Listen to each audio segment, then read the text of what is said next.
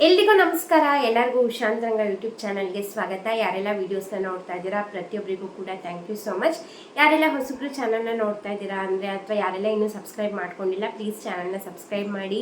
ನಿಮಗೆ ನನ್ನ ಚಾನಲಲ್ಲಿ ರಾಜ್ಯ ಸರ್ಕಾರ ಕೇಂದ್ರ ಸರ್ಕಾರದಿಂದ ಬರುವಂಥ ಹೊಸ ಅಪ್ಡೇಟ್ಸ್ ಆಗಿರ್ಬೋದು ಅಥವಾ ಹೊಸ ಯೋಜನೆ ಬಗ್ಗೆ ಮಾಹಿತಿ ಆಗಿರ್ಬೋದು ಅಥವಾ ಪೋಸ್ಟ್ ಆಫೀಸ್ನ ಸ್ಕೀಮ್ಸ್ಗಳಾಗಿರ್ಬೋದು ಪ್ರತಿಯೊಂದು ಕೂಡ ಅಪ್ಡೇಟ್ ಮಾಡ್ತಿರ್ತೀನಿ. ಸೊ ಹಾಗಾಗಿ ಚಾನಲ್ನ ಸಬ್ಸ್ಕ್ರೈಬ್ ಮಾಡ್ಕೊಳ್ಳಿ. ಹಾಗೆ ಬೆಲ್ ಐಕನಲ್ಲೂ ಕೂಡ ಆಲ್ ಅಂತ ಸೆಲೆಕ್ಟ್ ಮಾಡಿ. ನೆಕ್ಸ್ಟ್ ನಿಮಗೆ ನೋಟಿಫಿಕೇಶನ್ ಬರ್ತಿರತ್ತೆ. ಬನ್ನಿ ಇವತ್ತಿನ ವಿಡಿಯೋನ ಶುರು ಮಾಡೋಣ. ನೀವು ತಮ್ಮನೆಲ್ಲ ನೋಡಿದ ಹಾಗೆ ಹೌದು, ಇವಾಗ ನಿನ್ನೆಯಿಂದ ಇದೇ ಸುದ್ದಿ ಹರಿದಾಡ್ತಿದೆ ಎಲ್ಲ ಕಡೆ. ಇನ್ನು ಮುಂದೆಯಿಂದ ನೀವು ಗೃಹಲಕ್ಷ್ಮಿ ಯೋಜನೆ ಹಣ ತಗೋಬೇಕು ಅಂತಂದರೆ ಲೈಫ್ ಸರ್ಟಿಫಿಕೇಟ್ ಅಂದರೆ ಜೀವಿತ ಪ್ರಮಾಣ ಪತ್ರನ ಸಲ್ಲಿಸಿದ್ರೆ ಮಾತ್ರ ನಿಮಗೆ ಇನ್ನು ಮುಂದೆಯಿಂದ ಗೃಹಲಕ್ಷ್ಮಿ ಯೋಜನೆ ಹಣ ಬರುತ್ತೆ ಅಂತ ಹೇಳ್ತಿದ್ದಾರೆ.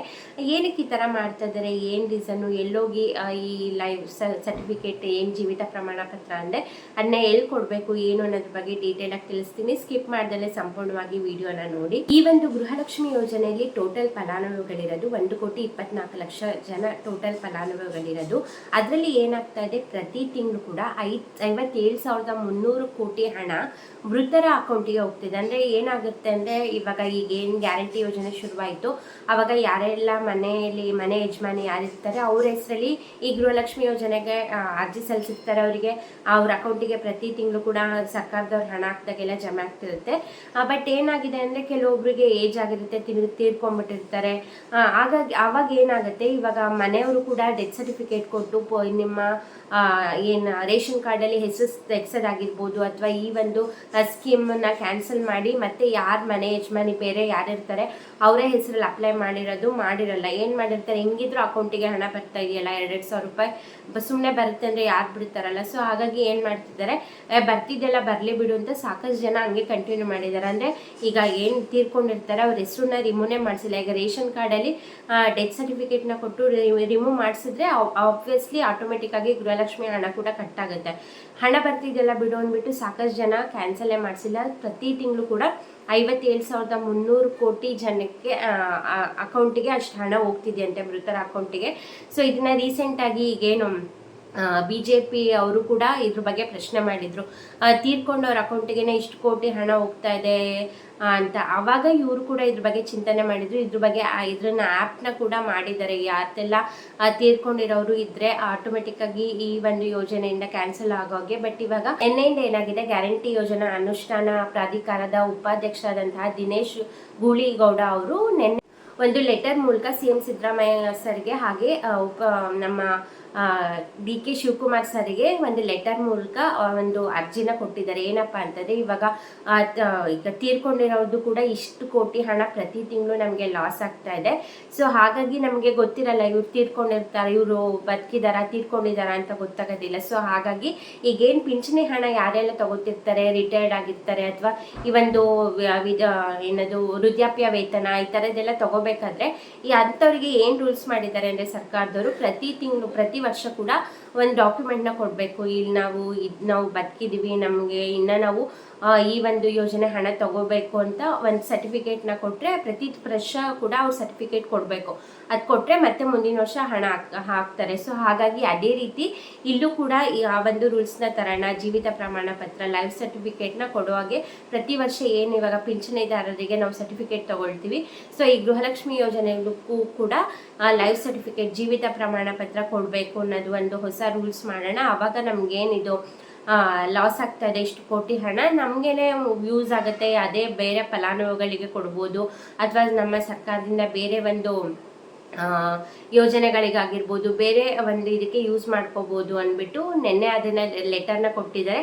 ಇದ್ರ ಬಗ್ಗೆ ಸೀರಿಯಸ್ ಡಿಸ್ಕಷನ್ ಕೂಡ ಆಗ್ತಾ ಇದೆ ಸದನದಲ್ಲಿ. ಸೊ ಹಾಗಾಗಿ ಇನ್ನೇನು ಮತ್ತೆ ಅಫಿಷಿಯಲ್ ಆಗಿ CM ಸಿದ್ದರಾಮಯ್ಯ ಅವರು ಅನೌನ್ಸ್ ಮಾಡಿದ್ರೆ ಪ್ರತಿಯೊಬ್ಬರು ಕೂಡ ಈ ಜೀವಿತ ಪ್ರಮಾಣ ಪತ್ರ ಈ ಲೈಫ್ ಸರ್ಟಿಫಿಕೇಟ್ನ ಕೊಡಬೇಕಾಗುತ್ತೆ. ಮೇ ಬಿ ಮತ್ತೆ ಈಗೇನು ಕರ್ನಾಟಕವನ್ನಲ್ಲಿ ತಮ್ಮ ಇಂಪ್ರೆಷನ್ ಕೊಡೋ ಆಗೋ ಅಥವಾ ಯಾವುದೋ ಒಂದು ವ್ಯವಸ್ಥೆನ ಮಾಡ್ತಾರೆ. ಸೊ ಅವ್ರೇನು ಅಧಿಕೃತವಾಗಿ ಅನೌನ್ಸ್ ಮಾಡ್ತಾರೆ ಖಂಡಿತ ನಾನು ನಿಮಗೆ ಅದನ್ನು ವಿಡಿಯೋ ಮಾಡಿ ತಿಳಿಸ್ತೀನಿ.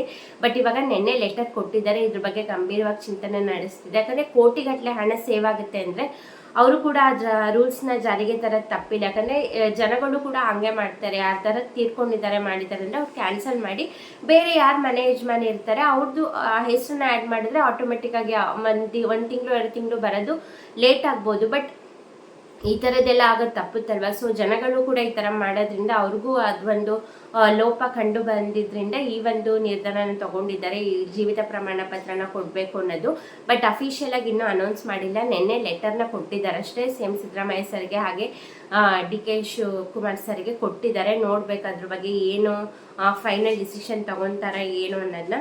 ಅಫಿಷಿಯಲ್ ಆಗಿ ಅನೌನ್ಸ್ ಮಾಡಿದ್ಮೇಲೆ ಗೊತ್ತಾಗುತ್ತೆ ಯಾವ ರೀತಿ ಇದನ್ನ ನೆಕ್ಸ್ಟ್ ಸ್ಟೆಪ್ ತಗೊಳ್ತಾರೆ ಅಂತನೋ, ಅಥವಾ ಬಯೋಮೆಟ್ರಿಕ್ ಕೊಡಿ ಅಂತ ಹೇಳ್ತಾರಾ, ಅಥವಾ ನಾನೇನು ಹೇಳಿದೆ ಜೀವಿತ ಪ್ರಮಾಣ ಪತ್ರ ಇದನ್ನೇ ಕೊಡಬೇಕು ಅಂತ ಹೇಳಿ ಒಂದು ಡೇಟ್ ಅಂತ ಫಿಕ್ಸ್ ಮಾಡಿ ಈ ದಿನಾಂಕದೊಳಗೆ ಕೊಡಬೇಕು ಅಂತಾರೆ ಏನು ಅನ್ನೋದ್ರ ಬಗ್ಗೆ ಅವ್ರು ಅಫಿಷಿಯಲ್ ಆಗಿ ಅನೌನ್ಸ್ ಮಾಡಿದ್ರೇ ಗೊತ್ತಾಗೋದು. ಬಟ್ ಇನ್ನೂ ಅಫಿಷಿಯಲ್ ಅನೌನ್ಸ್ಮೆಂಟ್ ಮಾಡಿಲ್ಲ.